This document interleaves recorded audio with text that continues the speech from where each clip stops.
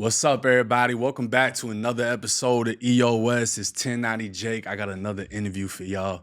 Go ahead and introduce yourself, bro. You already know. Put it in the comment section. Mr. Put it in the comment section. Facts. Yeah. Illuminati, Chyna Brim, 050, the movement. Yeah, we making history. What up? Oh, yeah. What's up with you? A lot of people ain't going to expect this one. I appreciate you bringing me up for here. Sure, for sure. Jake. Yeah, but I ain't going to spare you either. We got a lot of shit to talk about. Okay. Listen, I'm going to let everything out. We got a lot of shit to talk about. I'm going to let everything out. Before we get into the crazy shit, I wanna dive into your story because I've been seeing you for a while now. I've been on your platform. Facts. And I feel like myself and a lot of other people don't know the true story behind Chyna Brim. So let's start off with where were you from? Where did you grow up and what was life like for you? All right. My family is a descent from Guyana. Okay. You know what I'm saying? I got Guyanese in me, a little bit of Dominican. So growing up, my mother was in the shelter in Brooklyn, you know, and that basically sent me in the streets. I'm the oldest out the family. You know, and being in the streets, I end up, you know, getting involved with gangs. Back in the days, it was something called Low Lives. Okay. That's what my father was a part in Brooklyn. So I tapped into that, which led to crimes. You know what I'm saying? My first robbery was crazy. I was like 12 years old. Me and my friends went and snatched the pocketbook. I'm keeping it real. Brooklyn time. We used to rob for bites. And it led to me, you know what I'm saying, going to jail, getting my first, juvenile offender case, my first juvenile offender case, which I stood in. I maxed out off a 5-year bid. That was my first bid. How old were you when you went in for the first time? I was 14 Damn. Going on 15. You got 5 years at 14? Yeah. Damn. So yeah, I had like 3-4 cases. I had 3-4 cases, and they hold like New York. They will hold you in something called Spofford. What is that? The notorious like juvenile? Is that where like Tyson was at and all that shit? Yeah. Okay, It's so called Spofford. That's what I heard was like the most notorious juvenile in New York, and it was just straight gladiator time in there. Straight gladiator school. It was scary at first. You know, you're young. You know, but I had to live by the rep of my father. You know what I'm saying? So you had an expectation my father to live had up life to. in prison. So, and his name was big. So anybody within the prison system, me coming in there, they like, that's little Barlow son. You know, but I wanted my own light. My father never liked the Bloods. He used to tell me because they had knowledge of self, guard bodies. So I was raised under the guard body stuff. But, you know, majority of them was dope fiends. You know what I'm saying? So when I seen the Bloods come in, it was like, you know, it was all love back then. You know, well, so what year was it that you went into Spofford? I went into Spofford in 95. Okay, so blood had already popped off in Rikers blood already popped, but it wasn't lit. It wasn't, but was it already leaking into the juvenile system? Yeah, it was leaking. It probably was on the house, like 2 blood dudes, but the blood dudes was real. It was about it. Yeah, when I first seen it, I'm like, all right, it's a lot of Nietas. Yeah. The blacks is scared of the Nietas and the Latin Kings. So I'm like, they oppressing us. You know what I'm saying? Like, I'm gonna keep it real. Certain people, blacks couldn't get on the phone. I just was a knucklehead. I didn't care because I had time. Right. You know what I'm saying? So a situation happened where they jumped the blood dude. So I couldn't stand there and watch that, and I got involved. But at that time, I figured out I was a fake blood at that time because there wasn't no codes or nothing. Right. It was back then. It was something called 101, 102, thick like quick. These is the old school codes. So when I actually went with the big dogs, DOC, which is corrections, they looking at me, official big homies. They looking at me like, yo, we heard of you, but you ain't right. You know what I'm saying? So I had to change everything and come in correctly. Walk me through your first day in Spofford. My first day in Spofford, I'm gonna keep it real. I got hit with a tray in my face, arguing with this dude. He was like bugged out. But it was breakfast. We just woke up. I'm new. And he must have said something, which I don't remember, and he smacked me with a tray. Well, before we even get there, right? Because my first time going into juvie, we got the Jackson out here, the Juvenile Assessment Center. Oh, okay. So you go in there and they got 2 different colored bands. If you get a red band, you're going to dub, which is, you know, the Juvenile Detention Center. We call it dub because you do 21 days total, but you really only do 20 days. You do a dub. Okay. And they're either going to adjudicate you or send you to a juvenile program. So I got a red band, and, you know, it's not a CO, but whoever it is, they come in with the chains. All right. That's my first time seeing chains. They yeah. shackle you up.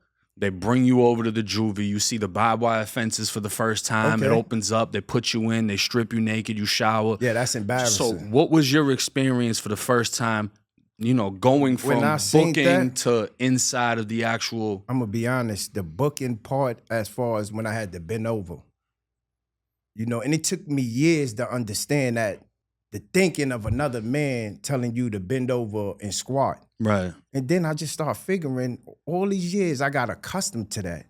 So something is mentally wrong with me. Yeah. Because when it first happened, I was like, bend over, squat for, what's all this about? Yeah. You know what I'm saying? If you didn't do that, you know you're going to get you already know that what's going to happen. Like they threaten you, let you know what's going to happen. This is part of the process. So I did it. And I think from that start, the booking, it's like gladiator school. It makes you prepared for what's coming next. After that, I'm in Spofford. I'm seeing people get cut. I'm seeing people get their snacks took in. We young at the time. Oh, so they cutting in the juvie too? Yeah, they cutting in the juvie. Okay. You know what I'm saying? Stomping dudes out. You know what I'm saying? But it was more of us, blacks oppressing blacks. Right. You know what I'm saying? As far as the Bloods. But when it's the Bloods going against the Latin Kings and the Yenta, it was a small portion who was really ready to go with them because of the numbers they had. Now, what was the first time you seen somebody get cut? And how did you react to seeing that? Or were you already seeing shit like that on the streets of New York? I never seen nobody on the streets get cut in Brooklyn. I seen it. I was in Juma service. I want to say salute the boat right. It was a lot of my boy Snoop. It was, you know, it was a lot of dudes there, Al Bundy. And we all went to Juma service. Because in, you know, DFY, even in prison, people go to religious services. Right. You know, to meet up with the homies. Yeah, that's how a lot of kites get passed. Yeah, kites get passed. So we had Juma service, and the homie just got up while they making prayer. The Muslims making prayer, he got up and just clapped him. You know what I'm saying? And his whole face opened up. And I'm surprised. I'm like, yo, this is real? Yeah. Like, I ain't gonna lie, it shocked me. Yeah. But it shocked me into thinking, like, when I went back in my room, I said, if somebody play with me, I'm gonna set a tone in here. Yeah. You know what I'm saying? If he could do it, I could do it. Facts. You know what I'm saying? Because his name got lit after what he did, but they also gave him another bid and they sent him to Rikers Island. You know what I'm saying? So it's things that came with it. So it's a trade-off. Like, you're going to get that rep you want, but it's a lot more that come with it. Basically, he was lit all through the streets and jail for him being known for cutting, you know what I'm saying, the Muslim in the Muslim service. So knowing that you want to live up to your father's reputation, but you also want to have your own name, when was the first time you popped at somebody? The first time I popped off of commissary, it was dumb. You know what I'm saying? My girl didn't put the money in for canteen. Right. You know, I wasn't actually the type who would run down on people or play the bully type because I was cool with everybody. You know what I'm saying? I got a sense of humor. I like to, you know, bug out. I don't care who you are. But I didn't get no money. Everybody else went to commissary. Yeah. This guy, I don't like him. You know what I'm saying? So when I ran down on him, at first I didn't run down on him. I just said, yo, give me your food. And he swung. So I said, oh, he's crazy. I went, digged it out, and I cut him. How was that for you? Because I'm going to be honest, my first at the time I was lit. You didn't give a fuck. I didn't care. I was lit. You weren't nervous or nothing? Nah. Really? I wasn't. Because different. It was out of, when he swung, he didn't hit me. He just swung. Right, but he already popped it off, though. Yeah, he popped it off. Okay. And he wasn't like really like a bozo. Yeah. Because I wasn't going to rob, you know what I'm saying, a regular dude. So they said, all right, listen, anybody could rob him.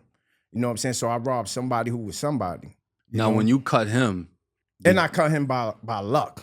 Like, I'm gonna keep it real. I know he probably watching and laughing. Like, keep it real, nigga. You cut me by luck. Yeah. Yeah, I cut him by luck.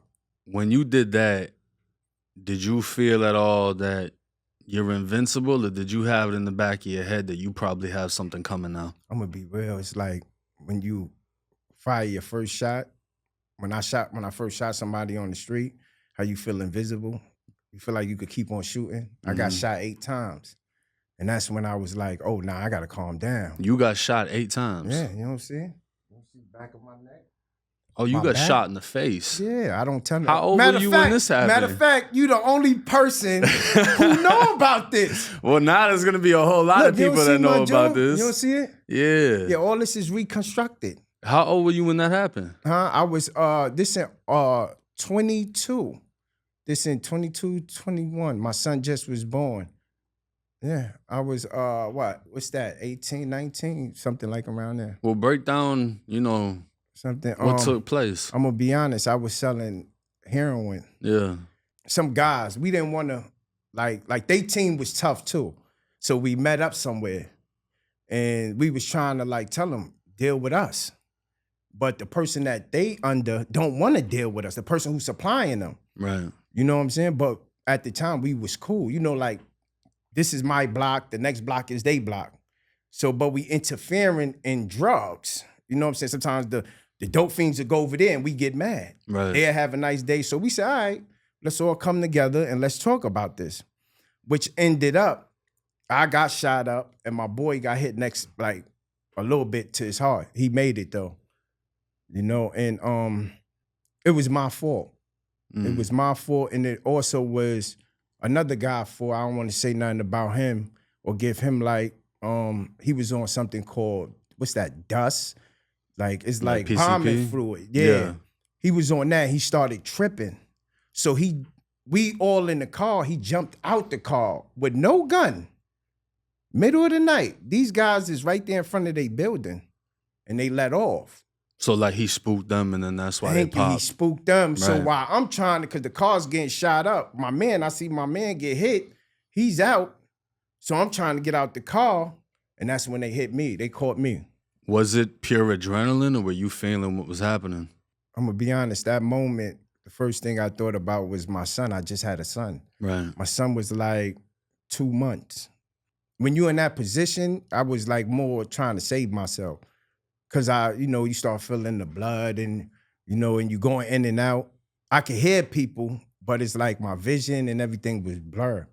So when I went out and I woke up in the bed, I stayed in the hospital like for probably 6-7 months. Damn.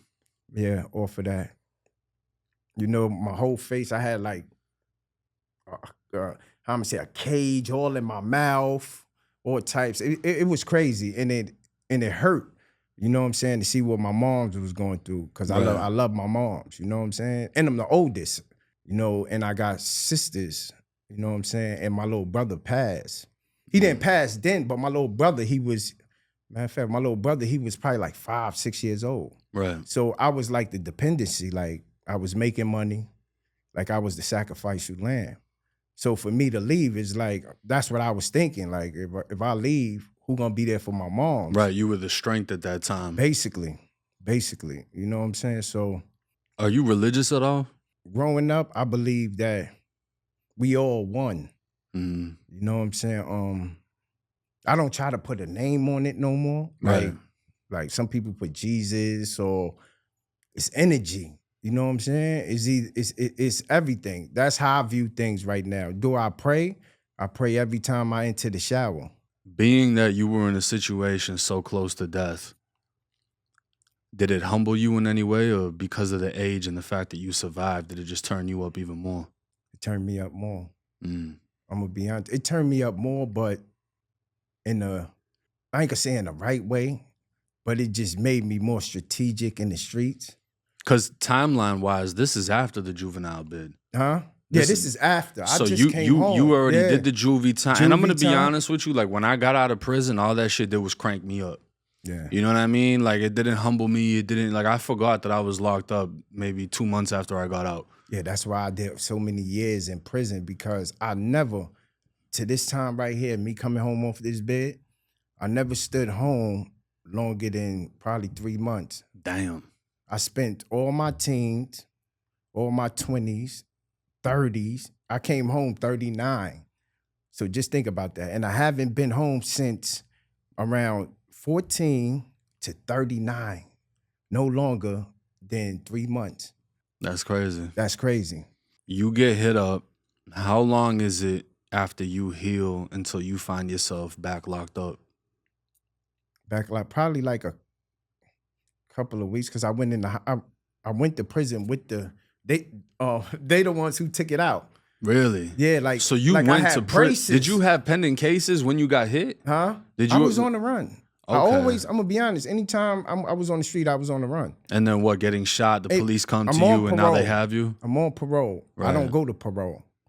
I never was the type who come home and go see them. I'm not doing that. Well, I don't walk me through that, because in the state of Florida, there's no parole unless you had a case from like the 80s. So Yeah. we never dealt with that. New York, you get parole. So how is it? So if you get like a 5-year sentence, you can get out early, but it's basically like probation? Yeah, now they started something called this bid that I got released, it was post-release, which is 5 years.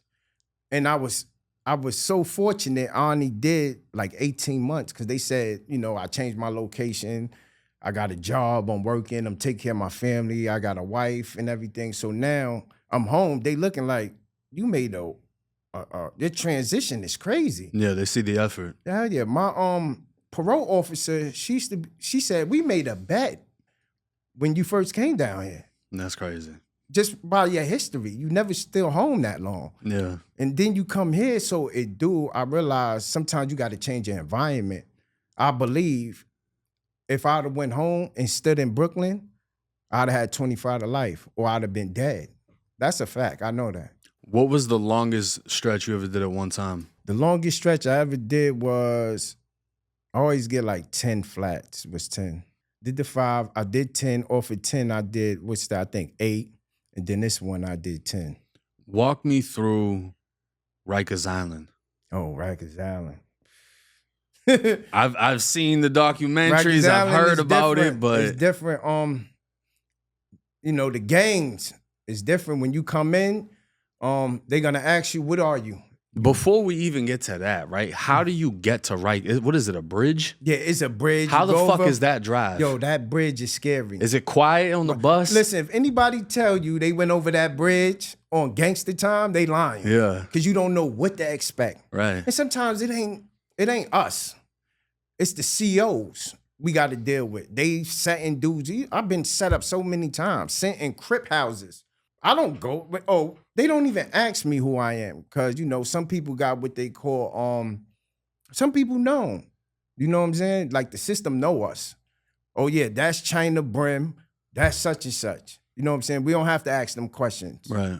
You know what I'm saying? You going in here, you going in there. So when I come in, what I experienced in there, I was a knucklehead, so they be trying to set me up, send me to Crip houses. If you ask anybody, they know that. Chyna, yeah, he probably somewhere fighting in the Crip house, because that was me. You know what I'm saying? I was really out here gangbanging. So the COs will purposely put you in the opposite house hoping that you get hit. Yeah, because, and I want to say salute to the Crip niggas. I walked in Crip houses where they like, nah, we ain't letting this happen.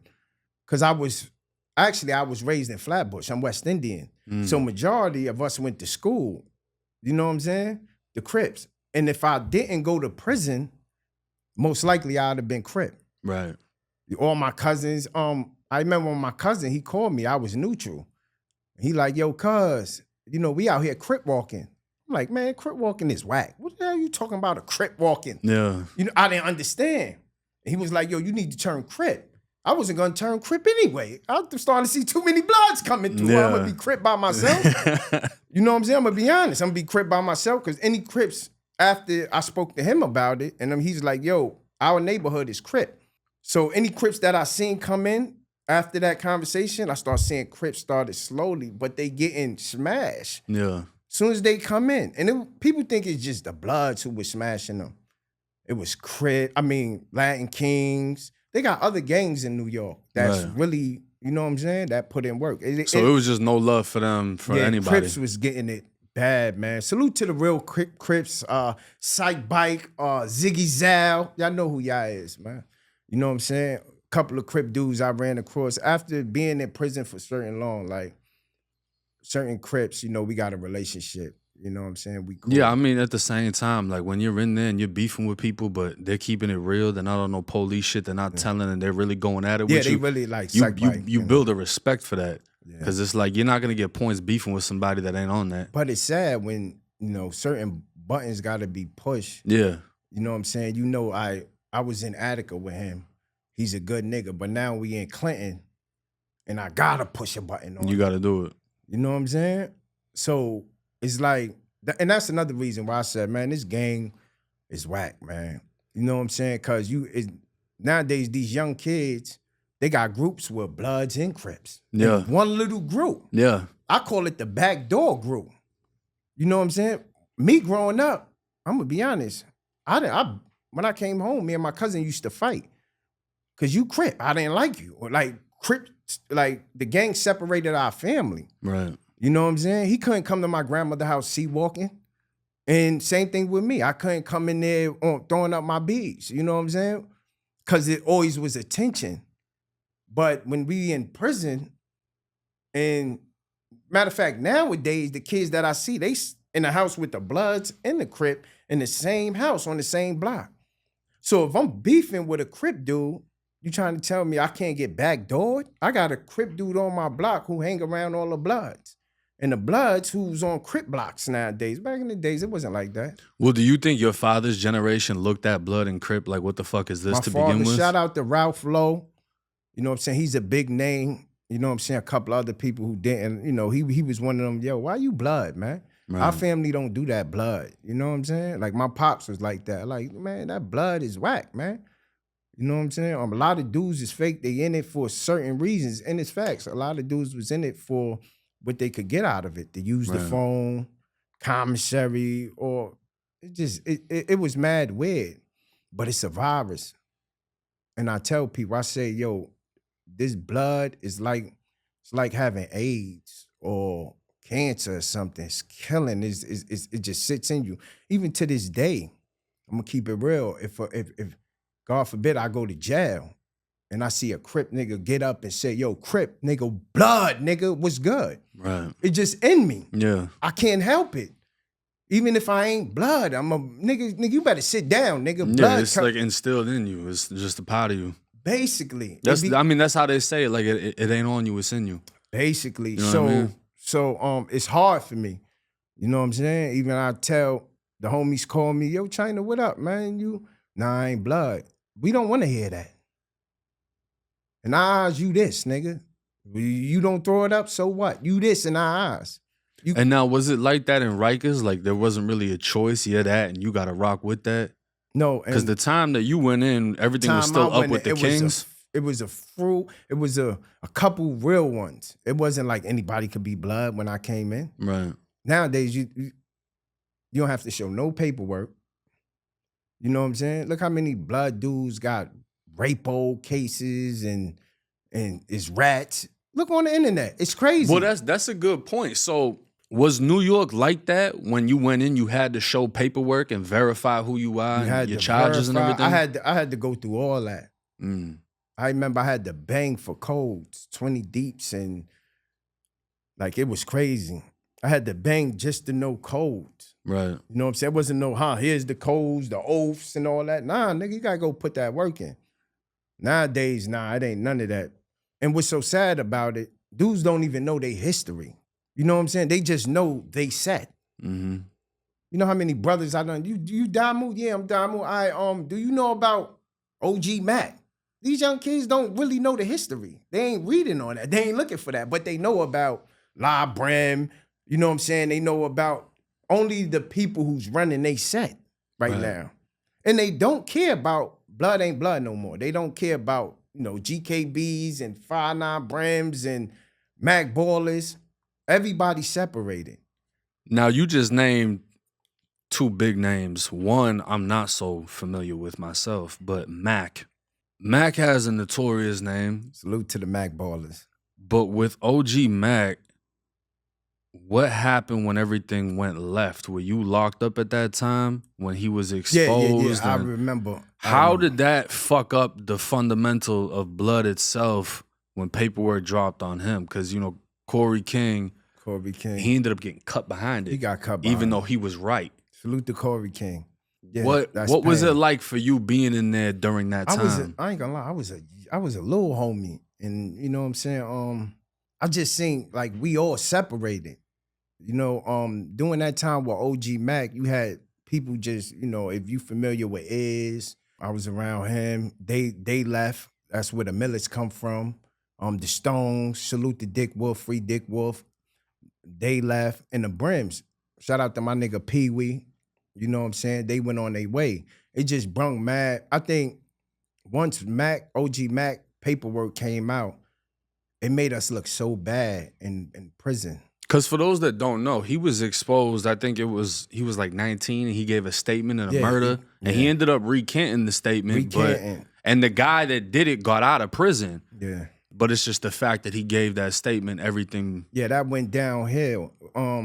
Yeah, and you know, when you got a bunch of real niggas who's really putting on, because when at that time, you know, the homies was putting on. I couldn't stay in population, you know, because it was as soon as we come out, you know, somebody, y'all big homie is a rat.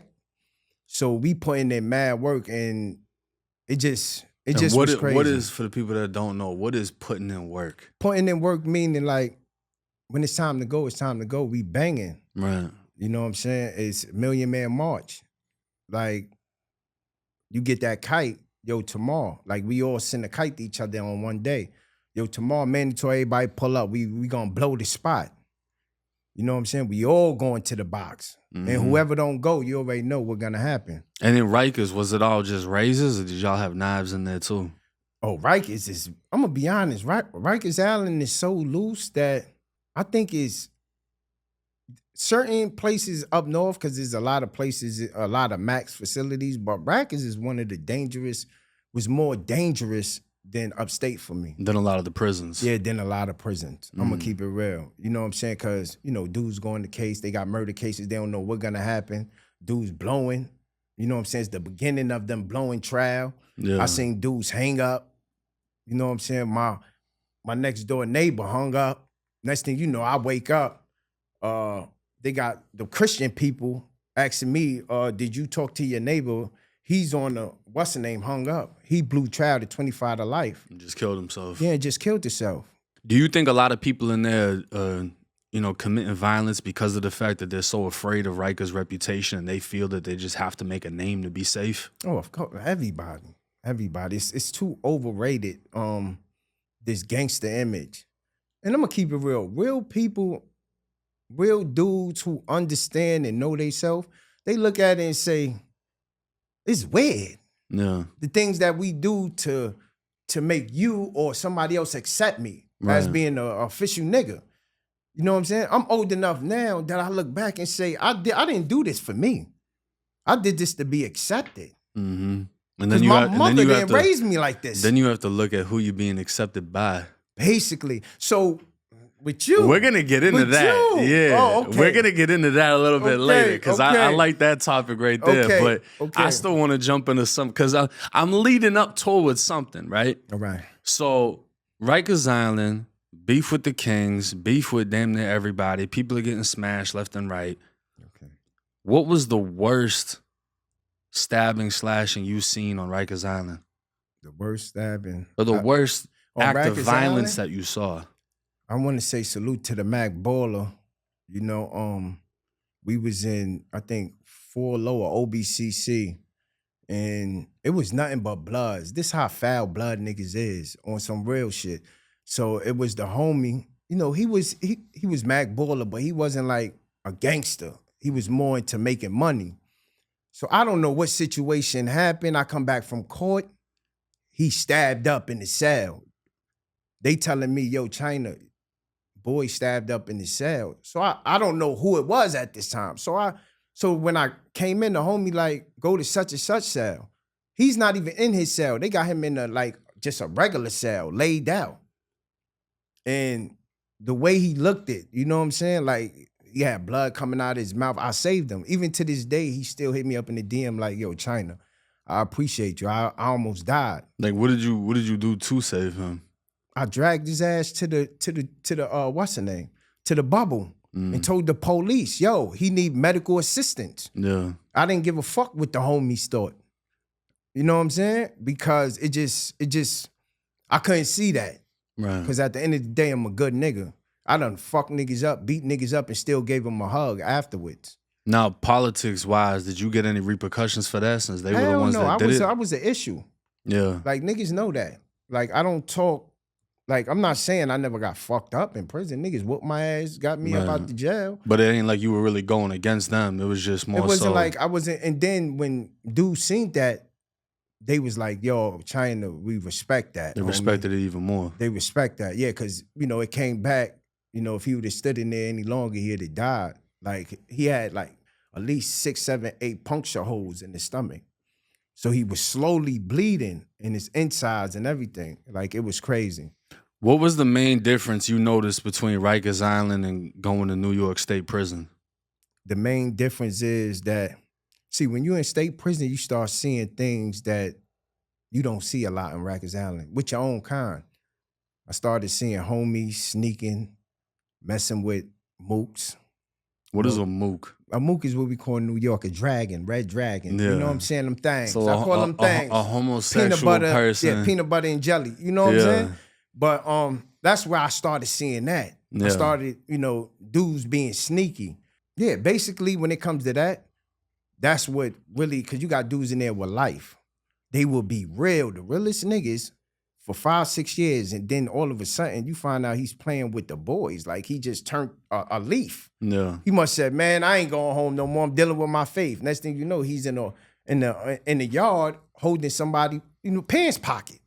You be like, where this came from? Yeah. But you also got the good part. You got brothers who go in there and they get in these programs, you know what I'm saying, to help uplift other inmates, parenting, you know, counseling. You got a few good brothers in there who also trying to get brothers out of jail. Right. You know what I'm saying? Who's doing right. And they die move too. Well, what was the difference in violence? Like, Rikers Island is more so the slashing. You got some stabbings, but was it more lethal in state prison? It depends where you at. Attica is the worst jail in New York State Prison. Okay. So when you enter Attica prison, it's like Alcatraz. It's just something in anybody who enter Attica prison is like, oh, I made it. Now what am I do with this? You know what I'm saying? Because we already prison dudes and we already, you know, majority of the time we trying to get our name up. You know what I'm saying? If you gangbang. So once you in there, it's like the top of the gladiator. Like, no, I'm gonna perform. Like after here, I'm getting stained. You know what I'm saying? Because this is like this is the most gangster point I can get to. You had dudes running, beating up police in there, running in towers, trying to take over the jail. Salute the what's his name? It's a brother. He just came home, man. He ran up in the towers, fighting, beat up the police. Moshe. One of the hats, Moshe, salute to Moshe. He came out here, but look at it. He did all that and came out here and he's successful. The right way, out there in these streets teaching these kids, man. But he was running up in the tower, fucking the police up. They did it. They did it. And I'm gonna keep it right. I used to think, if I have to do it, I have to do it. But I'm happy that I never had time like them. You know, we talking about people who got 20, 30 years to life. It's a different ball game when you got a little 5 or 10 years. Yeah. It's a possibility you're gonna see the streets. And then it's also dealing with support. That's what kept me from not doing anything that's too outrageous. My mother, she's there. You know what I'm saying? Mama Love wasn't there, it would have been. Yeah, you still had hope. Thank you. You know what I'm saying? My mom's was there. My brother was alive. He was young. You know what I'm saying? And I'm in the yard with my pops. So picture you being Tell me how that is. That shit used to hurt my pops, homie. Yeah. You know what I'm saying? What was it like the first time y'all seen each other in state prison? Yo, this is crazy. I was in something called Clinton Annex, right? Clan Annex, it popped off. My pops was next door. They got Clan Annex and they got Clinton, Maine. Okay. So they had me in Clan Annex, and it's like a medium, something, but it gets lit. So it popped off, boom, boom. Muslim dude, you know what I'm saying? He tried to hit me. You know what I'm saying? He caught me a little bit. Something small. I don't even call it a hit or whatever. So we shook out. That's the first time when nigga actually got close to get me. That's what turned me around. So we all get to Clinton because me and him started fighting or whatever. So we go to Clinton, Maine. As soon as he got there, they threw what's that? Boil you hot water in his face. Or like like the sugar or whatever? I felt like they boil you the water, put like they must put I guess grease or something. I don't know. And it melts their skin off. Yeah, it melts their skin off. That shit's nasty. Salute to my pops, man. I don't mean to salute to you, man. But they threw it in his face. Yeah. His whole face is done right now. You know what I'm saying? So when they came and told me, they was like, yo, your pops and them handle that. So after when they let me out, I don't know how my pops had the power to get me to come out. You hadn't even seen him yet. He just heard you got into it with dudes. Yeah, I didn't see him yet. I was and in they something fried called, his face off. I was in something called IPC. You know, we're going to correct it. They got PC and they got IPC. IPC mean involuntary protective custody. Okay. That means they force you to go in there just cause like an incident happened. An investigation, basically? Yeah, investigation. Right. So they had me in there. And they had him in there too, but I couldn't see him. Mm. But he went, they hold me first, and then like probably 3-4 days when they brung me in there, he was gone. They threw that stuff in his face. So for some reason, they just opened my door and said, yo, you going, I think it was Upper H and Clinton, my pops was right there. But he was right there. And he just was like, it was sad because he older and it hurt him. And at that time, my pops had life. And is he seeing you with the scars from the gunshots and everything? Yeah, my pops always, he never wanted me to live this life. Mm. But I'm going to keep it real. You can't raise a child in prison through prison. Right. You know what I'm saying? So much my moms could do. After 11 o'clock, the phones is off. How did you feel knowing that, like you said, you not only wanted to live up to his reputation, but exceed his and have your own? How did you feel meeting him inside of prison and seeing him? Yeah, I was stone-hearted. I was stone-hearted, man. I didn't really, at the time, I didn't really care about, like, my pops was like a friend to me. Until I got older now, like, yo, that's your pops, yo. You wildin'. Yeah. But he wasn't there over the phone here and there, but he wasn't there for me. So I didn't, like, really cared about him. Right. It just didn't hit like that. Yeah, it didn't hit. I loved it more niggas in blood, OGs and shit, than I love my pops. First thing my pops, when I seen him, he like, yo, you gotta leave that blood stuff alone. Who the fuck is you? Mm. Then he tried to do the father thing. Yeah, he thought he had some form of... Yeah, you gotta leave the blood thing. I want you to just go home. Who the fuck is you? Yeah. You know what I'm saying? You can't tell me what to do. And what's so crazy about it, I blew the spot just because of him. I blew the spot mean get out the jail. Mm. Just because of him. Cause I couldn't go to the yard without him on me. You don't want to deal with it. Yeah. So I'm like, I'm out of here. Where's the plate at? So when the plate came, I took care of that. I'm blowing the spot. Mm. So, and then he came home. He beat his, went whatever that, the last courts or whatever, and he didn't get acquitted or anything. They just let him go home. Oh, he's home now? Yeah, my pop's home now. He haven't been home. I mean, he haven't been back. Would he ever want to share his story? Yeah, I'll let him. I'll put you in contact. That might be a his big story one. Crazy, and he was one of the. He's known for like law work, for bringing a lot of people, like people home, getting them home. Like a jailhouse lawyer. Yeah, he was a big, like known jailhouse lawyer. And that's why I got at the beginning. That's where I got my rep from. Right. My pops and my uncle. My uncle was dangerous too. That's deep. But I wanna take this in a different direction. Go ahead. Let's go. So out of the craziest things you've seen in prison, have you ever seen somebody stick a Puerto Rican flag into the middle of the yard and attack every black person in sight? It's a guy on the internet. Can I say his name? Yeah, go for it. All right, what's his name? Pistol P? Pistol Pete. I wasn't around when this happened. Right. You know what I'm saying? And if that would have happened, it would have been a legacy that everybody know about it. Yeah. You know what I'm saying? Because that ain't no regular thing. Yeah, That's that like, ain't no regular. I could tell you somebody who's dangerous who did something to the Bloods and started his own gang, DBD. You know what I'm saying? We talking about what's the brother name? Well, what he did, he put the flag on the barbed wires. mm, You know what I'm saying? A red flag or something on his flag. But anyway, Pistol P, as far as and you know something, I asked my pops. They said, yes, the boy is real. yeah. But he lied about his story. And he also was oppressing blacks. And it is what it is. And listen, I'm not mad because he oppressed blacks, because blacks oppress blacks. Right. And you got blacks oppressing whites. Yeah, but when someone else gets involved, though, it's when somebody else gets, it's cool if you do it. If I do it, now everybody looking at me crazy. Yeah, but that story, he from what I heard, because Pistol Pete, he's affiliated with, I think, Terror Squad. Yeah, Fat Joe and them. And Fat Joe is a compulsive liar. From what I heard about Pistol Pete, what I've watched, what I've seen in comments, is he was like that. Yes, there's a big confusion though between him and Peter Rolak. Oh yeah.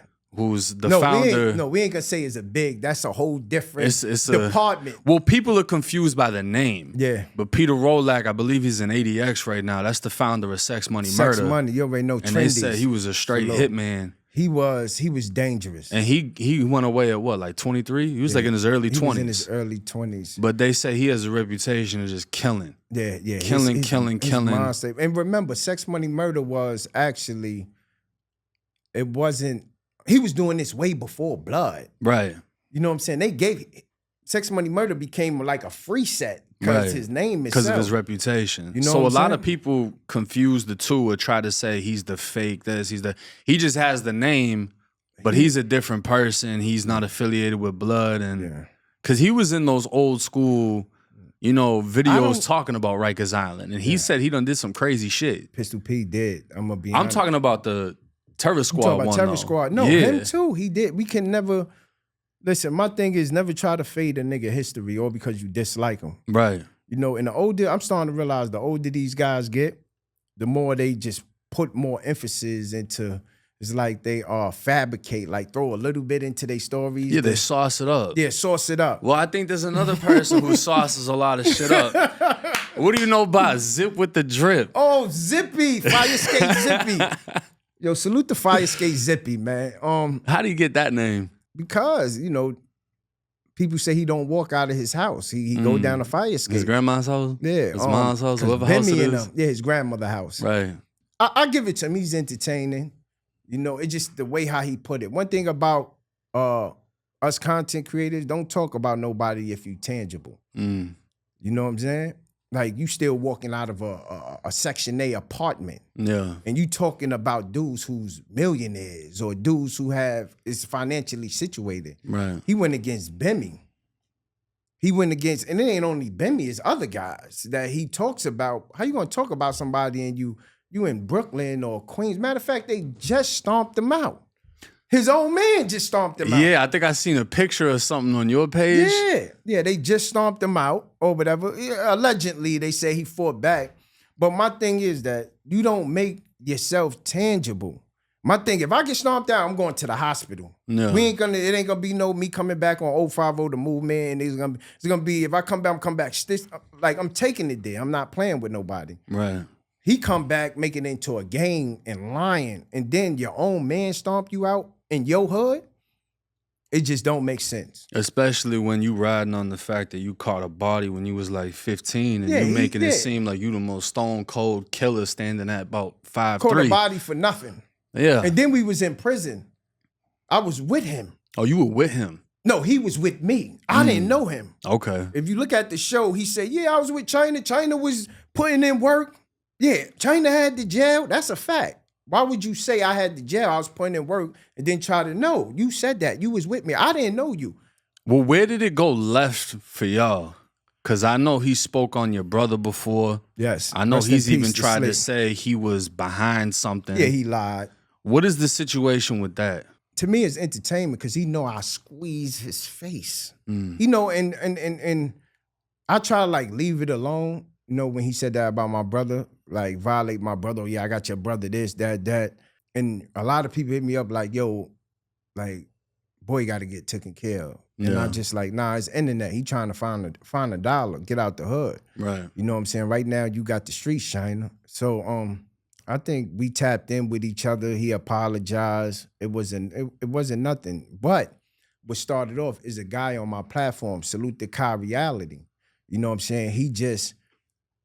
He was working with the feds on the Brim stuff. You know, he's a rat. He told straight up. So he came on my platform. I did an interview with him, did a couple of shows with him or whatever. So Zip got mad because, you know, Zip is supposed to be rat killer. Like this one is a rat, this one is a rat. So yeah, we went our ways on that. Like I'm gonna be honest, I don't care if a nigga's a rat. Them days is over. Right. I take care of my kids. If you want to do business and you want to tell your story, you welcome. I'm not young no more. You looking at the business side of it. Yeah, I'm not in the street. Well, you know how they say, like, the age you go to prison is like the age you mentally stay at. Yeah. So Zip very much seems like he's still stuck in there.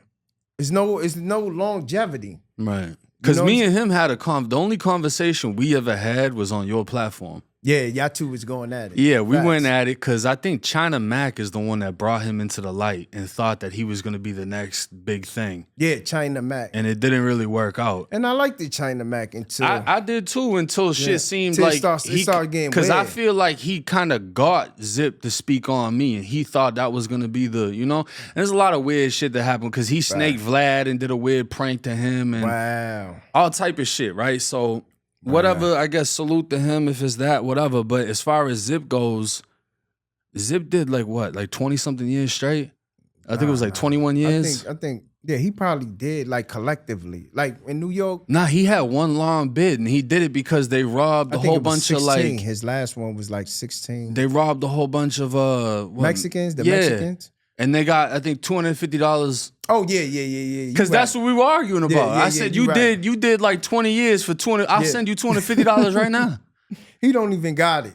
He's fucked up. Yes. He was fucked up back then. Yes. He's been fucked up his whole life. Yes, that's what I. But he got this mouthpiece on the internet going crazy. And instead of him listening to me, he want to go against you. Tangible. Got dudes call me. Yeah, we seen Zip. And then y'all fell out, and then he got stomped out. And yeah, he got stomped out by not anything deal with me, by his own little homies. Yeah. His own man stomped him out. Like, come on. That's crazy. Yeah, that's out of pocket. Because I ran into one of his people at a club in Queens, but nothing came from it. Yeah, a lot of people know him. Like, in New York, they know Zip for rapping.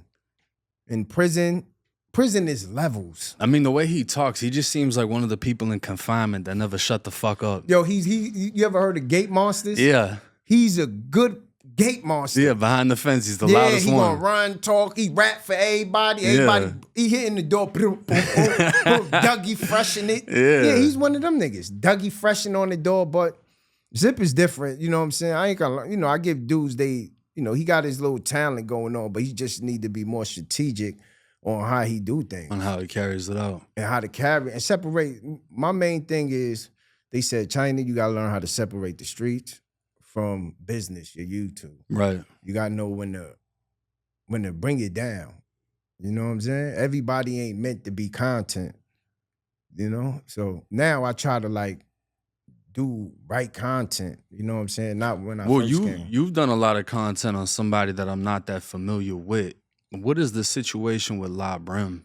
L Brim. I'm gonna be honest, I don't like the nigga. I was with him in a couple of facilities, all burned. I just don't like the nigga. You know what I'm saying? Now, L Brim, you see the word Brim, my name, Chyna Brim. You know, I try so hard to keep the Brim out. Like now they just try to call me Illuminati Chyna. Cause I don't want that attachment with that Brim, with that gang shit. You know what I'm saying? But a couple of his homies, they Jets. You know what Jets is? That means B&B, Bloodhound Brim. He had that situation. And he's on Instagram fading hoods, like just going out of pocket. So this is how me and him came across each other. I was under a hood called, I basically was controlling as well. You know what I'm saying? A hood called B&B, which is Blood Money Brims. You know what I'm saying? I came from I'm originally a original 5'9" Brim, you know, straight under Lacey. But I came home and they was like, yo, Chyna, calm me down, huh? Here's your shit.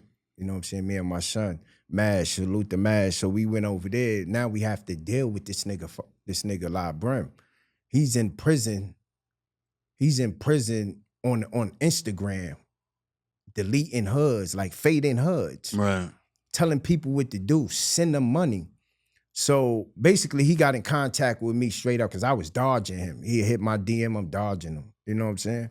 So he's like, yo, Chyna, you got to change up your content. Who the fuck is you?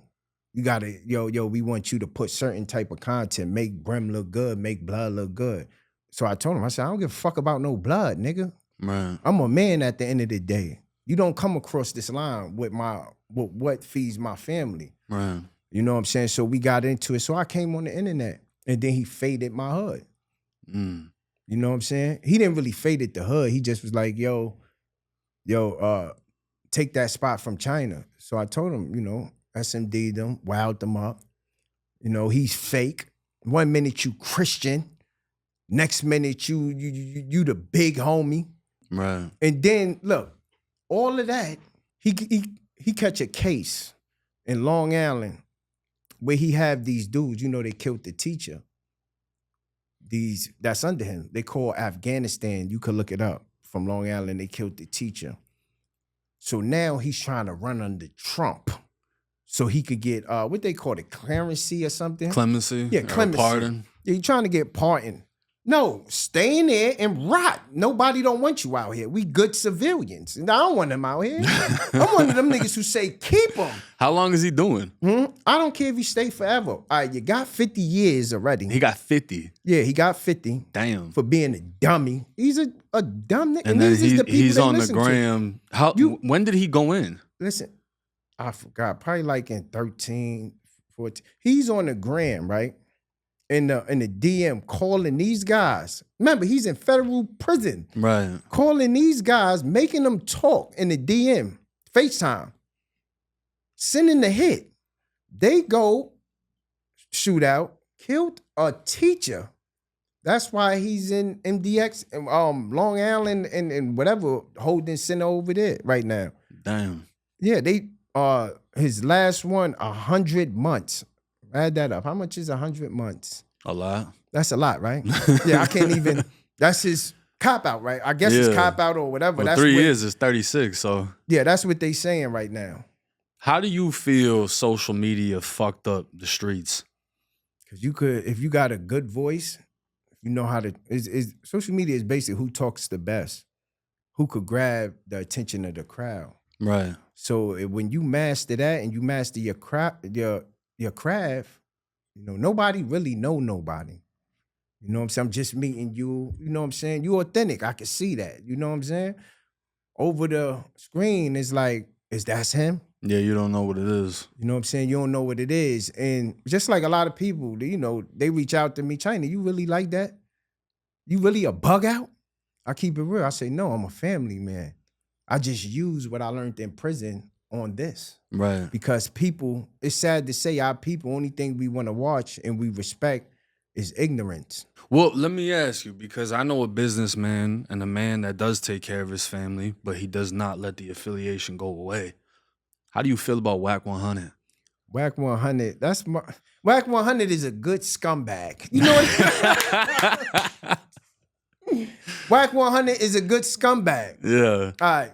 Jim Jones, you're going to love this, Jim Jones. This is the first time I'm going to speak on Jim Jones. Remember, when I first came home, it was an incident with Jim Jones, paperwork being put out by me, Chyna Brim.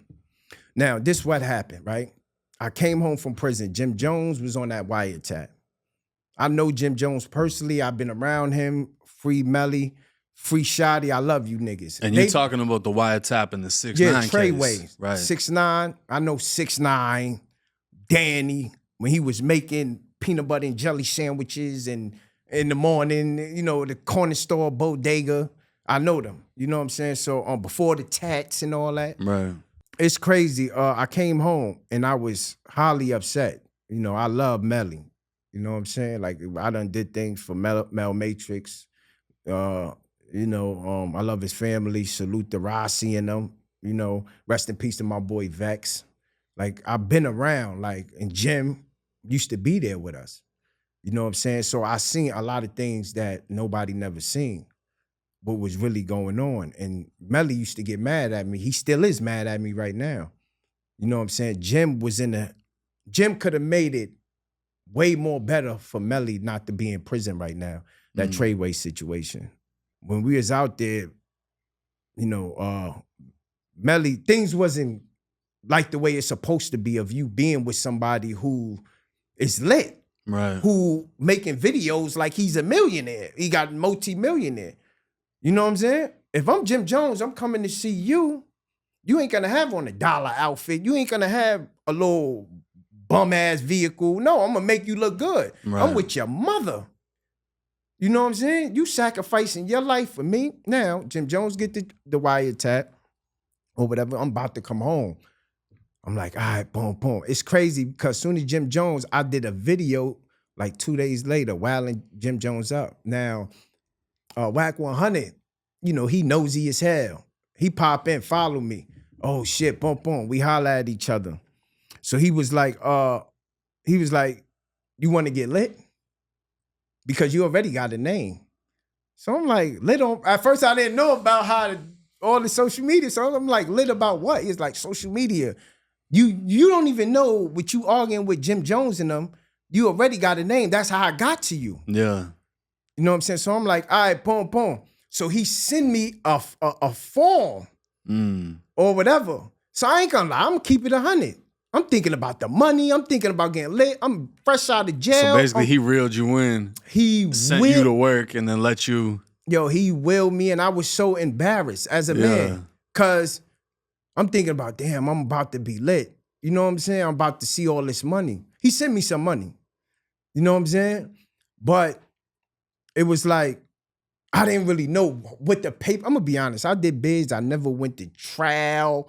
I don't read. If you even look at my shows, I barely know how to pronunciate certain things. People be like, what the hell, Chyna Brim, what's that? You know what I'm saying? I always been in the box. Yeah. So when I post the paperwork, it goes viral. Jim Jones a rat. Now, everybody attacked me. Some people. Now, this is what happened, right? I'm getting so much notice that Gillian Wallow, this is the part that nobody's talk about. If you look at Gillian Wallow platform, when Wack100 say, do you know about Chyna Brim? Okay, I seen that, yeah. 050, the paperwork on Jim Jones. He told me he wanted me to come to Gillian Wallow. But Gillian Wallow didn't know who I was, and they wanted confirmation from Jim Jones. This what he told me. Right. They wanted, I don't know the relationship with Gillian Wallow and Jim Jones, but they wanted, you know, but from what Wack said, he said that he told him, listen, I'm going to leave Chyna out. And I wasn't comfortable with it. Right. Because I'm already getting calls from the hood like, yo, Chyna, that paperwork ain't accurate. You know what I'm saying? And second of all, even though some people was like, man, Chyna, you lit. Go ahead, keep going. I even had from Jim Jones people, you know what I'm saying? Salute to certain people. Y'all know who y'all is. I ain't gonna say no names, but they was like, you know, Jim respected. You know, that was like a door opening for Jim. If you and really look like y'all like straight, like everything situated now? Or? Yeah. Me, Jim, and his, you know what I'm saying, his bros, like we all, it's all love. You know what I'm saying? I've been, you know, holler at them on the phone and I spoke about the situation. Niggas know I kept it real. It take a man to say when he did wrong. Right. You feel me? So I let them know, yo, I did wrong, homie. I just came home. I'm starving. And here go Wack100, tippy-toeing all over. Yeah, he saw something he could take advantage of. Yeah, he saw something he could take advantage of. Well, that's the thing, is like it's the same shit in prison. You catch somebody young that want to make a name, you send them on a mission. A lot of people don't realize, because Wack comes from the streets, comes from prison. That's a fact. And he's taken that mentality and found a way to put it into social media. Yes. So he knows how to send motherfuckers on missions. Yeah, he's the best. He's good at what he does. Facts. Wack is good at what he does. Good. And you don't know something, people be like, yo, why you like Wack? He started this. Without Wack, I wouldn't know you. Right. You know what I'm saying? And Wack was doing what I'm doing before me. Basically, so I just, you got to give him, however he did to get where he at, he helped me out. Yeah, you give him some kind of respect for what he's done. Salute to Zeke Black. Zeke Black helped me get where, he did the story with Jim Jones too that got probably 1 million views. Zeke Black, Feed the Wolves, and from then we just, Hassan and them was like, yo, go to make a YouTube page, man, you lit. So that's when I start, trolling Hassan Campbell, wilding him up. Yeah. You know what I'm saying? All right, so somebody I've been dying to ask you about. Who's this? Who he's going viral in everything he touches. Notoriously hates me. Who? But I want to see how you feel. Yeah, hates me. Charleston White. Charleston White. Salute to Charleston. He hates you? Hates me. I ain't gonna lie. I think Charleston White is the best in the game, like one of the best. Why do you feel like that? Real, because Charleston White is honest. He ain't built for nothing. Is he honest? Because he asked me at one point. Listen, he got a message behind the message. No, this is the thing, and I'll give him this. He has a message. Yes. It's the delivery. But at the same time, the delivery bring back the response. The delivery is what gets the attention. He knows what he's doing. Thank you. So what happened with you and Charleston White? Well, there was a time when he called me out saying find paperwork on him. Is there paperwork? Then he told in the courtroom? Yeah, there's a video. He testified in his case. He testified in the courtroom, He testified, right? So, but he stands on it, so nobody cares. Yeah, that's the respect thing. Right. He stands on it, but he lied about it at first. So it's iffy with him, but he doesn't give a fuck though. Yeah, he doesn't care because he realized he tapped into that space where I'm content. Because he looks at me like I'm targeting a specific community. Why would he say that? I mean, that's just how he feels. But I don't think he really knows me either. Yeah, I see he was talking about you were supposed to be a fake blood. Or the community that I've been around. Well, he was supposed to be a Crip, right? Charleston White was a Crip? Yes. Who he banging on? Exactly. Jesus? I don't know. Who that? But this is the thing about Charleston White. Because he recently said something about me, like, how come 1090J doesn't expose the cartel?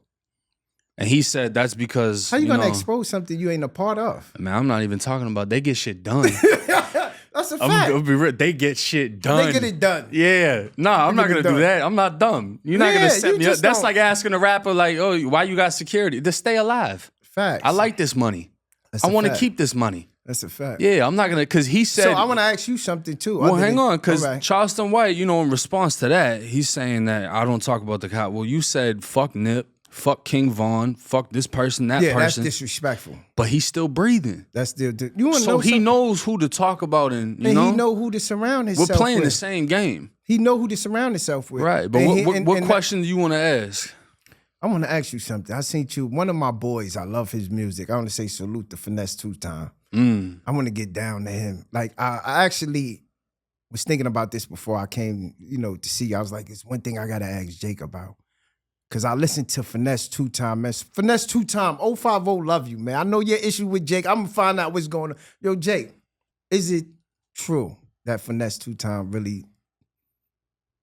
Is it true? Or you going by assumptions? Well, I saw the paperwork, and the paperwork was posted by one of the co-defendants. Now, he tried to say the paperwork wasn't this, wasn't that, whatever, but then I got in contact. Is it a certain age, a juvenile age? He was a juvenile. I think he was like 15. So how did you get access to that if he's 15? Well, because his co-defendant was grown. And what his was co-defendant stated? had access. That he told on 2 different robberies. On 2 different? On 2. And everybody that he told on did time. And then I got in contact with every co-defendant. And they all sent me videos saying, yeah, he snitched in my case. Did Finesse ever reach out to you to like try to? No, I reached out to him. And what was the conversation? So this is like? the thing is, I don't want to say who because I think they're still under some type of federal whatever. But somebody was I spoke to a guy named Boo, I think, or something that hit me up in the somebody DM. Was in the feds that knows Finesse, and I reached out to him, and he put me and Finesse on a 3-way, and I said, "Yo, this dude's saying he's your co-defendant." And he got paperwork on you. What is your response to this? All Finesse said was, my people gonna rock with me, right or wrong. What? So that told me and the person that put us on 3-way all we needed to know. Not my boy Finesse. Yeah, so, but I mean, at the same time, it's like, But they is gonna rock with him regardless. Yeah, because he's the money. He's the money. And a lot of people didn't want to speak out against him in Memphis because they didn't have any money. And you know, even somebody on Dolph status can get hit in Memphis. So imagine somebody, rest in peace, but imagine somebody that is still stuck in the hood. They don't want to speak out against somebody that has money to get shit done. Basically. And Finesse 2 Time is from Memphis, right? Yeah. Wow, that's crazy. So that was the situation with that there. That's crazy. But now Charleston White, you feel like his message is valid? I'm not saying his message. I'm more into entertainment. Right. I done grown out of the. Well, he just beat the shit out of an island boy. Who that little skinny punk? Yeah. Yeah, he's a mook. But Charleston White get points for that though. No, even if I don't, no. How? Charleston White don't. He's the only one that legally got to do that and get away with it. Come on. And he got paid for it. How big is the little mookin? Same size dragon? as Charleston White. Yeah, he's the same size as Charleston White? Yeah, they built like the microphone. They don't got no fucking size. They just got mouths. Yeah, just mouth. Yeah. And Charleston did that with one eye. Charleston, he beat. Listen, I didn't see it. The Island Boy tapped out in the second round. Tapped out? Where the Island Boy from? Florida, right? Sadly. Oh, my God. Yeah. God bless America. Somewhere by Palm Beach or something. Yeah, he's a great kid. Speaking of God bless America, what's up with the hat? Oh, yeah. Y'all already know. I want to say salute to my sponsors. Let me stop. But it's crazy. I even had Wack100 wear the hat. And y'all stop following me. I had Wack100, Fabulous. Matter of fact, y'all can keep on wearing this hat. I'm about to make. I got dudes in the hood in Brooklyn who wear this hat. What's the meaning behind it? The meaning, it just is a brand for me. You know, I wanted to do something different. Like the Black Captain America? You know. Nah, it's just that and to be honest, I can't wear it in the street. Yeah? You know what I mean? I wear it a couple of times and dudes ran up on me like, yo, you Chyna Brim. Oh, they recognize you for it. They recognize me when I wear the hat. Right. And when I'm in there, I even wore it in clubs. And they like, I see that hat, that look. Yeah, you gonna stand Then out with they look at that. the scar, they be like, oh, you Chyna, you that guy from YouTube. Yeah. So I try not to wear it. My wife hates the hat. Yeah? Yeah, but actually, salute to Miss Miyagi. Love my baby. She had the hat. Just sitting in the house. You know how you go through the house, you looking at like, did you have your ex wearing this hat? Where you get this hat from? Yeah. So I put it on. Check. I asked my man, I'm like, yo, I should wear this hat. He's like, Chyna, you gonna set a tone on the internet. And you have, yeah. Since I've been wearing this hat, the hat been working out for me. It's gone up. It's been going up. So salute to the hat, man. But not only the hat though. Yeah. The slogan. Yeah, the slogan, God bless America, put it in the comment section. Put it in the comment section. Get that merch, put it in the comment section. How does it feel? Because me and you came in contact early on through Remy. Shout out to Remy. Oh, that's my sister. I love her. And I feel like that's everybody's sis. That's everybody sis. that knows her. She got a good heart. She just, you know, she a female. She go through things. And you just, when she go through things, all right, Remy, you go over there. But she's also loyal as a motherfucker. Loyal as hell. And has everybody's back. You don't never hear about her doing anyone wrong. Never. And if she did, they fucking deserved it, and everyone knows it. Remy, you had to shake the building up. I'm gonna keep that. She had to shake, my sister had to shake the building But up. how does it for you, realizing that, you know, you've built a YouTube channel, you're starting to find an identity through social media, and you're starting to see the potentials that social media has. How does it feel having a YouTube channel and just taking things to where they are now? I'm gonna keep it real. This is the greatest feeling right now. Right. You don't know that. I don't like show my emotions like that. You know, we on gang nigga time. Nah, anyway, but like knowing to come up on your platform, like it's really showed me like you doing something right. Right. You know what I'm saying? Like you know damn well you wasn't gonna just, you know how many times I try to get your attention? Right. You know, and I talk to Remy, I'm like, yo, tell 1090 I need him. No, she used to hit me all the time. I'd be like, man, I don't give a fuck. Yeah, I don't care. But you gotta understand though, there's a lot of people that don't want to come on my channel and then right after be like, fuck me. And that's the same thing. I get backstabbed. Yeah. So it's like you gotta really like, time will tell all. Yeah, what I wanna ask you something. Is it okay? Go ahead. I was on a show, not a show, YouTube Live, and what's his name? AK-47. King AK? Yeah, King AK. Yeah. I'm thinking that y'all relationship, because that's, you know, he was defending you with, remember the show with Hassan Campbell? Yeah. Hassan Campbell was disrespecting Matter of fact, what's your attention on Hassan Campbell? Hassan was being Hassan. Dude, how you feel about Hassan? I want to know that. I feel like out of all the people he said he shot, there's one person he should have shot and he didn't. And who's that? I think you know exactly who I'm talking about.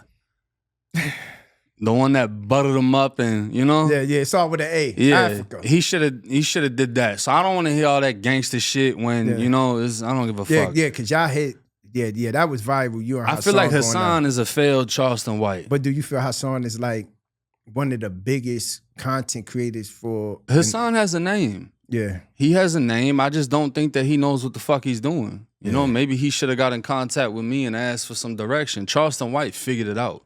He went on No Jumper. He tried it on No Jumper, but... I mean, he's been with 6ix9ine. Wack. He's been with, I think, Academics. Do you think they got a hold on his platform? Because he been like... I think he's the hold on his platform. I don't think anybody is to blame but the person. Yeah, I respect that. Right? You know, so I don't really have shit against him. We've had words, whatever. At the end of the day, YouTube is YouTube. As long as it stays on the internet, that's all it is. I respect that. But as far as King AK, yeah, he jumped in defending me, all that. And then I feel like it just got to a point where he thought making a move against me was going to be a move that propelled him. And time will tell all. Time will tell. Nothing happened with me, and he's at where he's at. Wow. You know what I mean? I've continued to progress through every allegation, every rumor, every this, every that. Every time something comes out, then it gets proved false. But along that time, I see who's willing to stand beside me, who's willing to see how I react, and who just falls off. But he fell off. But you don't know something? Sometimes, well, King AK is different because y'all did, he already had the, you know what I'm saying, I don't know if you've been around him, but y'all already was connected. Right. You know what I'm saying? It's different between when you ain't connected with somebody and you trying to gain that attention. Mm-hmm. And sometimes it'd be a lot of people who, because I'm starting to get that, people who reach out to me and it scares me because I don't know if they loyal because all the other things that I have done, you know what I'm saying, or I've been through. That's the thing is people start seeing the benefit. Yeah. That's going to bring me into another topic is that's what made me publicly denounce blood. Oh, my God. So, I remember that. I'm going to be honest with you. When you did that, when you said you wasn't blood, I got criticized. Well, you know what's crazy is I took all those pictures and everything down a year ago. Just no one noticed. It was down for mad long. I hadn't come around certain people for mad long. Just no one noticed. Thinking like that? Is this something like I've always one day thought like you just that. woke up and said, I thought about that when I made my first 100,000. So you said it ain't worth it to sacrifice your life. Well, how rich have you gotten off being blood? I didn't get nothing but lost times with my family. I'm pretty sure everyone would say the same. That's a fact. So it's like, what benefit is there keeping this affiliation? I remember riding around with somebody. I'm not going to say who. I'm not going to say where. I want to ask you something quick, fast. So Go why ahead. No Jumper be having all these gang members? Like 4 extra? Who is these people? Well, that's what gets them attention.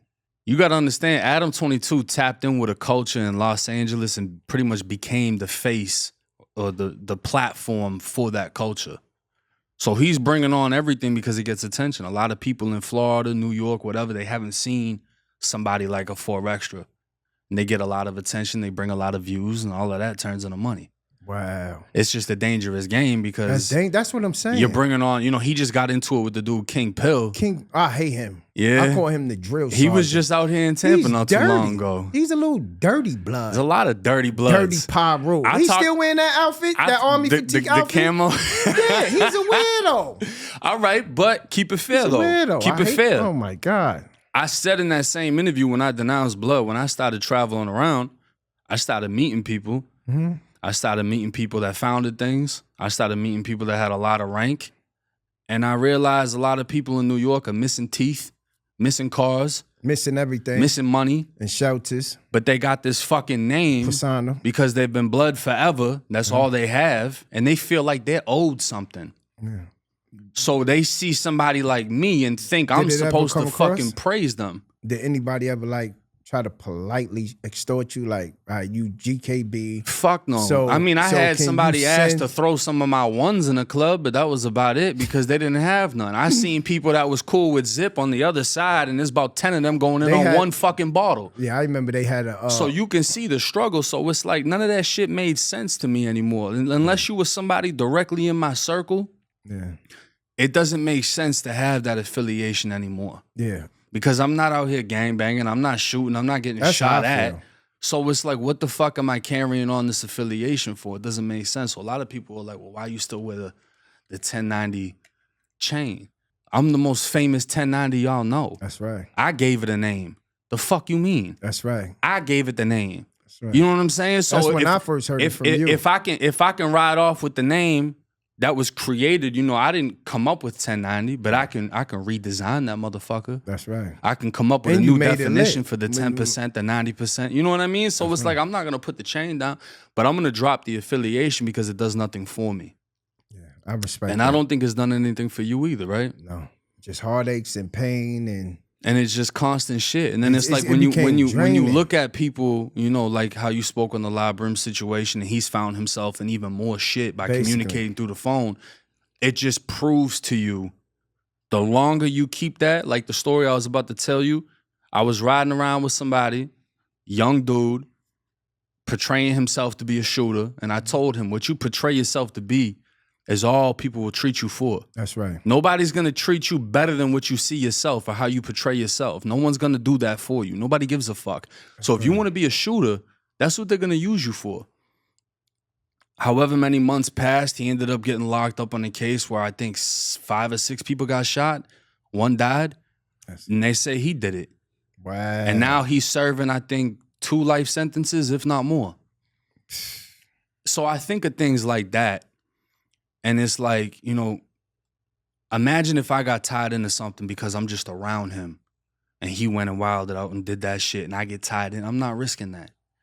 It's not worth it to me. I love this new life I found. I've never made money in the streets. I never. I love where I'm at right now. It's beautiful. It's beautiful. Now I want to ask you something that it was brought up earlier.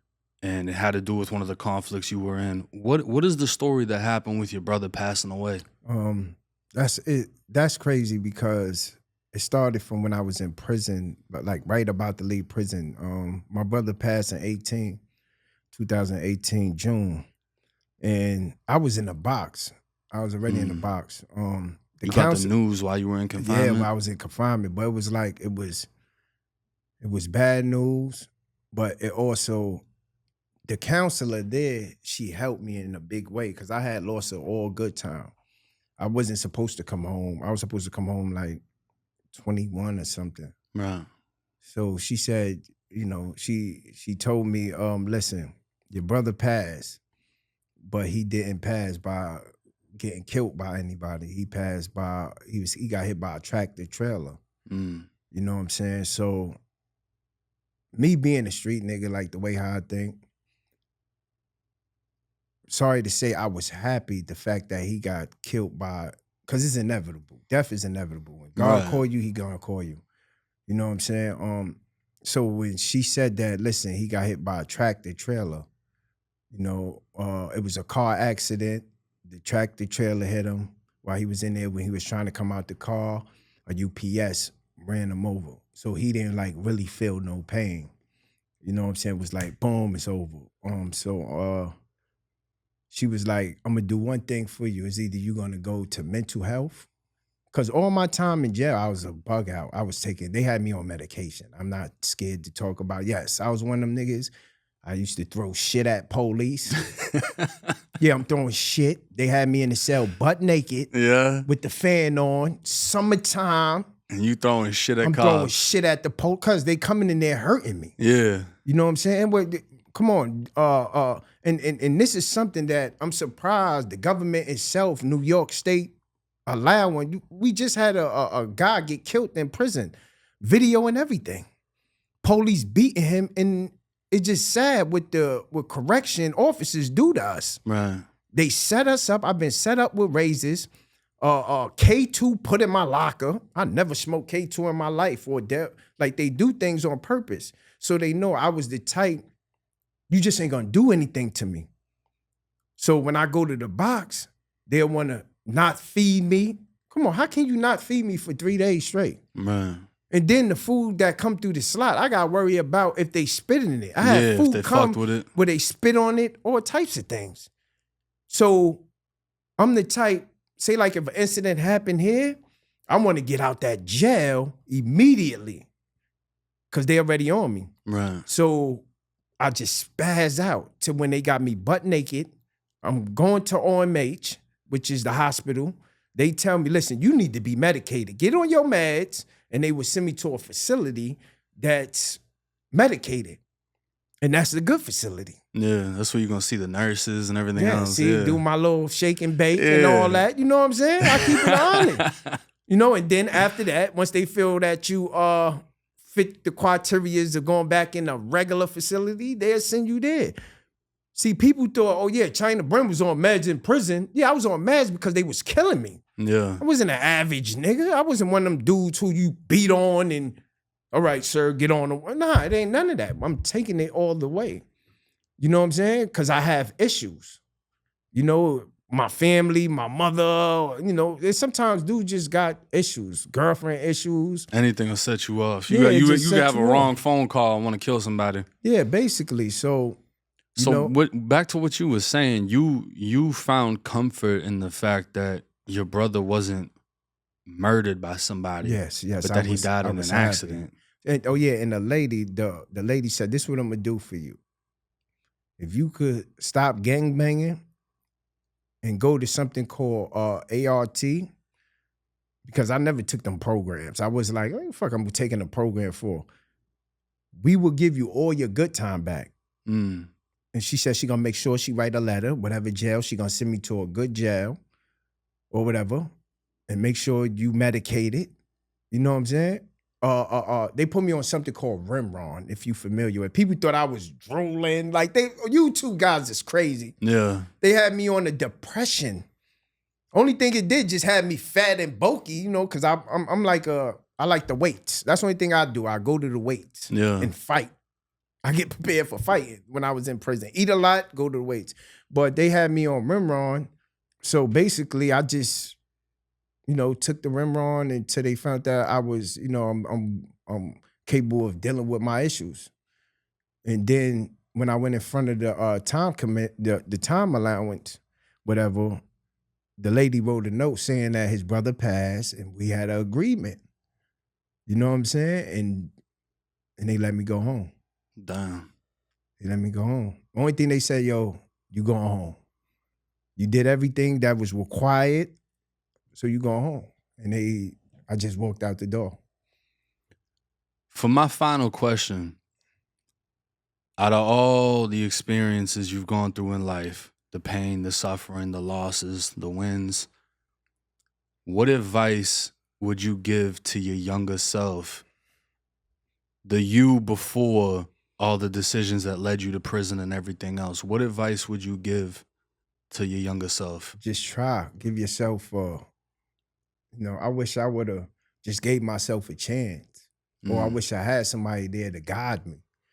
You know what I'm saying? A lot of things would have been different.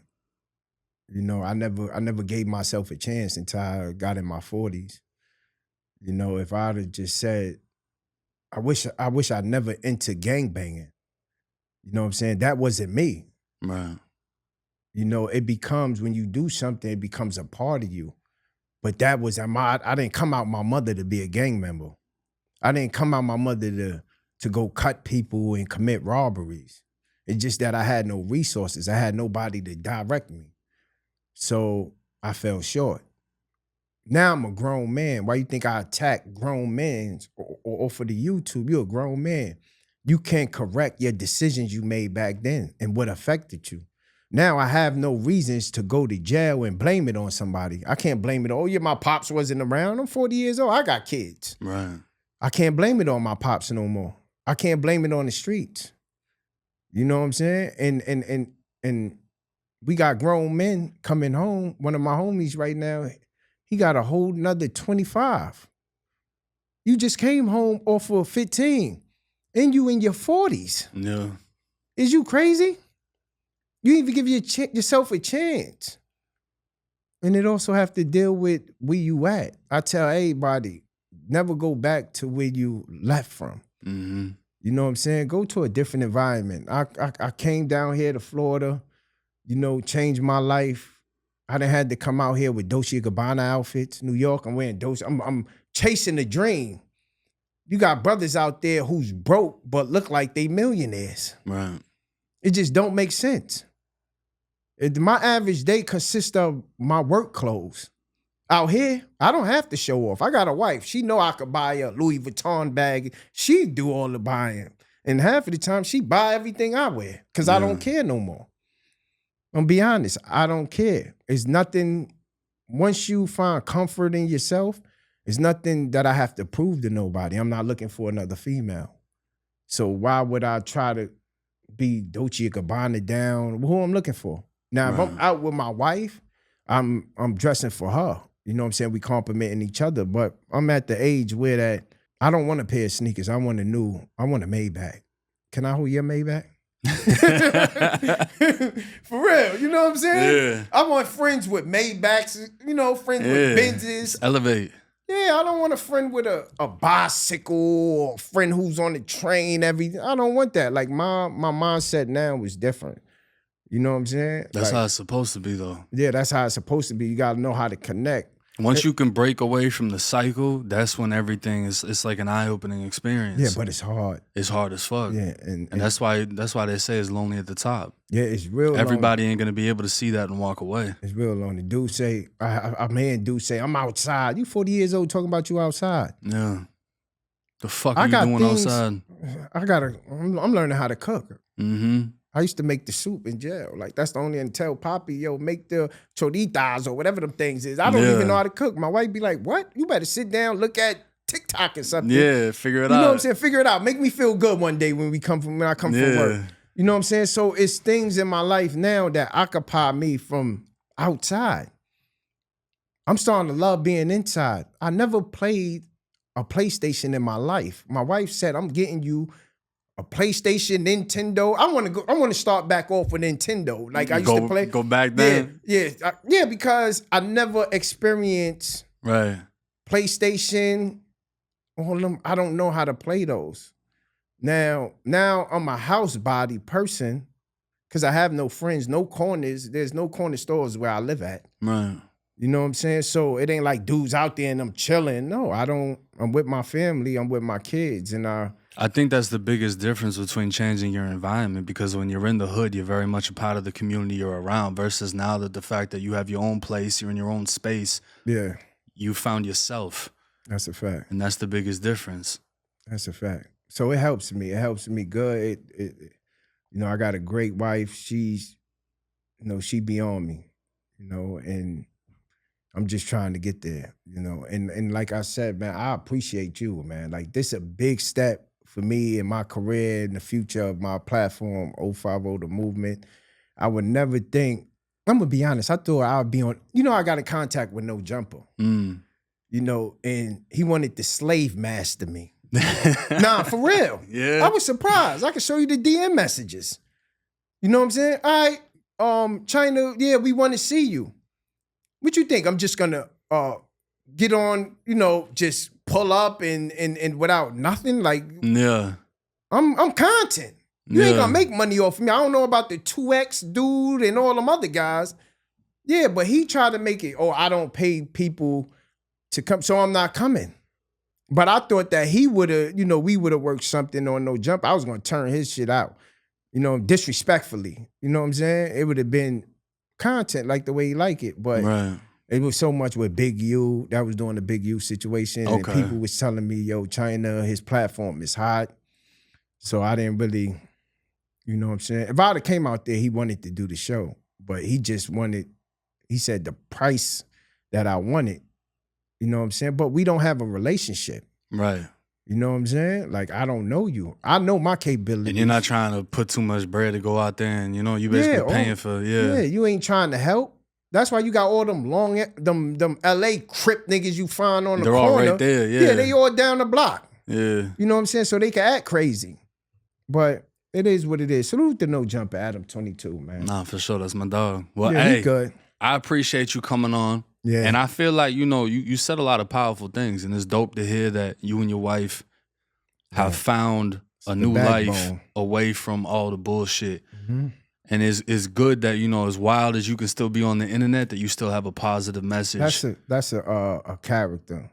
You know, that's a character. I'm real. Like, I'm gonna be honest, when I'm on YouTube, it's a character. That's what they want. They want ignorance.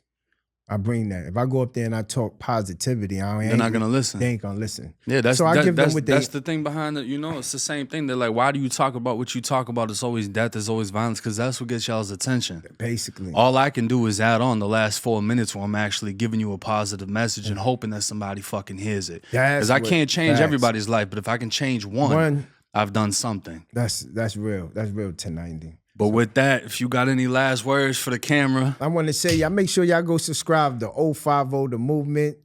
Jake, I love your soul, man. This is, whatever they say, man, Jake a good dude, man. I know you got a lot of people who hate on you, but you's a good dude, man. I appreciate that. I appreciate you bringing me up here, man. It's the first step of success for me, man.